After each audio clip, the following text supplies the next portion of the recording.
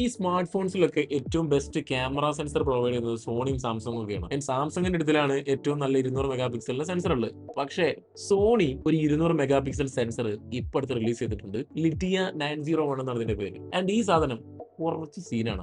ഒന്നാമത്തെ കാര്യം, നമ്മളിപ്പോ ഒരു 200 മെഗാ പിക്സലിന്റെ ഒരു ഫോട്ടോ എടുക്കുമ്പോൾ എന്തായാലും കുറച്ച് ഷട്ടർ ലാഗും കുറച്ച് പ്രോസസിംഗ് ടൈമും ഇതൊക്കെ ഉണ്ടാവും. കാരണം എന്താണെന്ന് വെച്ചിട്ടുണ്ടെങ്കിൽ നമ്മളിപ്പോ ഒരു ഫോട്ടോ എടുത്തിട്ടുണ്ടെങ്കിൽ അത് പ്രോസസ് ചെയ്യുന്നത് നമ്മുടെ സ്മാർട്ട് ഫോണിലെ ചിപ്സെറ്റ് ആണ്. പക്ഷേ ഈ സെൻസറിൽ ഇൻബിൽഡ് ആയിട്ട് ഒരു AI ചിപ്പ് ഉണ്ട്. അപ്പൊ നമ്മളൊരു ഫോട്ടോ ഇതിൽ എടുത്തു കഴിഞ്ഞാൽ ഈ ചിപ്പ് പ്രോസസ് ചെയ്തതിന് ശേഷമായിരിക്കും നമ്മുടെ പ്രോസസ്സറിന് കൊടുക്കുക. സോ ഈ ഷട്ടർ ലാഗും പ്രോസസിംഗ് ടൈമും ഒന്നും തീരെ ഉണ്ടാവാൻ സാധ്യതയില്ല.